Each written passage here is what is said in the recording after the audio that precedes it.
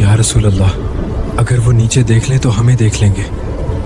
ला तहज़न इन्नल्लाह माना।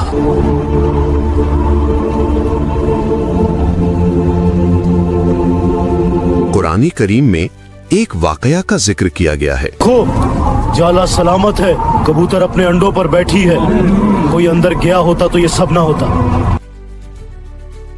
अगर दुश्मन सिर्फ एक कदम और आगे बढ़ जाता तो तारीख बदल सकती थी। वो गार के दहाने पर खड़े थे, तलवारें हाथ में, आंखों में खून, और अंदर अल्लाह का महबूब सल्लल्लाहु अलैहि वसल्लम और उनका वफादार साथी। मगर फिर कुछ ऐसा हुआ कि मकड़ी का नाजुक सा जाला फौलादी दीवार बन गया और एक कबूतर दुश्मनों की आंखों पर पर्दा डाल गया। ये सिर्फ एक कहानी नहीं, ये ईमान, तवक्कुल और अल्लाह की कुदरत का वो मौजज़ा है जो क़यामत तक दिलों को हिला देगा। रात अपनी स्याही फैला चुकी थी। मक्का की गलियां खामोश थीं, मगर इस खामोशी के पीछे एक तूफान छुपा था। कुरैश के सरदार जमा हो चुके थे। फैसला हो चुका था, आज मोहम्मद सल्लल्लाहु अलैहि वसल्लम को खत्म कर दिया जाएगा। हर कबीले का एक नौजवान तलवार लेकर खड़ा था ताकि बनी हाशिम किसी एक से बदला न ले सकें। मगर जमीन पर बनने वाली हर साजिश से पहले आसमान पर फैसला हो चुका था।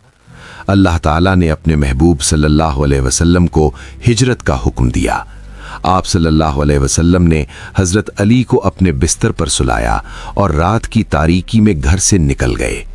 दुश्मन दरवाजे पर खड़े थे, मगर आंखों पर पर्दा था। रसूल अकरम सल्लल्लाहु अलैहि वसल्लम उनके दरमियान से गुजर गए और किसी को खबर तक न हुई। आप सल्लल्लाहु अलैहि वसल्लम सीधा मदीना की तरफ नहीं गए, बल्कि मुखालिफ सिमत जनूब की तरफ रवाना हुए।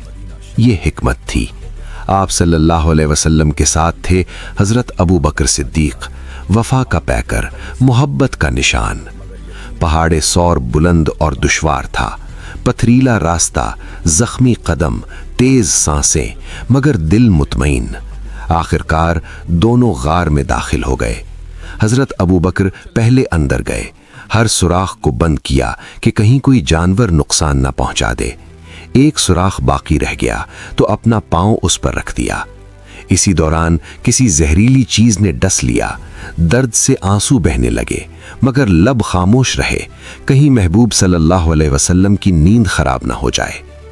उधर कुरैश को खबर हो चुकी थी, इनाम का ऐलान हुआ। घोड़ों की टापें गूंजती हुई पहाड़ तक पहुंच गईं। दुश्मन गार के दहाने पर खड़े थे, बस एक कदम और सब कुछ बदल सकता था। हजरत अबू बकर ने धीमी आवाज में अर्ज किया, या रसूल अल्लाह, अगर वो नीचे देख ले तो हमें देख लेंगे। ला तहज़न इन्नल्लाह माना।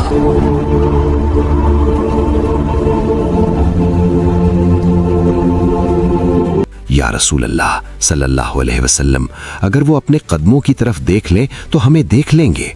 रसूल खुदा ने फरमाया, ला तहज़न इन्नल्लाह माना, गम न करो, बेशक अल्लाह हमारे साथ है।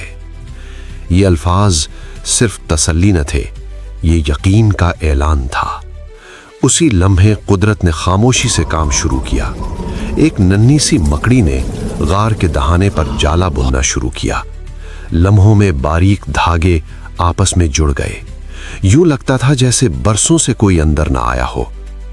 फिर एक कबूतर आया, उसने वहीं अंडे दे दिए और सुकून से बैठ गया। दुश्मन गार के सामने खड़े थे। एक ने अंदर झांकना चाहा, मगर दूसरे ने कहा, देखो जाला सलामत है, कबूतर अपने अंडों पर बैठी है। अगर कोई अंदर गया होता तो ये सब ना होता। यूं वो पलट गए। तलवारें थीं, ताकत थी, नफरत थी, मगर अल्लाह की कुदरत के सामने सब बेबस हो गए। गार के अंदर सुकून उतर आया। हजरत अबू बकर की आंखों में आंसू थे। ये आंसू खौफ के नहीं, यकीन के थे। अल्लाह ने साबित कर दिया कि वो अपने महबूब की हिफाजत के लिए कमजोर असबाब को भी मजबूत किला बना देता है। 3 दिन तक वो उसी गार में रहे। खुफिया रास्तों से खाना पहुंचाया गया, खबरें आती रहीं, और फिर वक्त आया मदीना की तरफ रवानगी का, जहां ایک نئی اسلامی ریاست کی بنیاد رکھی جانی تھی۔ یہ واقعہ ہمیں سکھاتا ہے کہ جب ایمان کامل ہو تو سب سے نازک جالا بھی فولادی دیوار بن جاتا ہے، اور ایک معمولی پرندہ بھی تاریخ کا محافظ بن جاتا ہے۔ آج اگر ہم خوف میں مبتلا ہوں، حالات ہمارے خلاف ہوں، تو غار ثور کو یاد کریں، کیونکہ جب اللہ ساتھ ہو تو دشمن دہانے تک پہنچ کر بھی واپس لوٹ جاتا ہے۔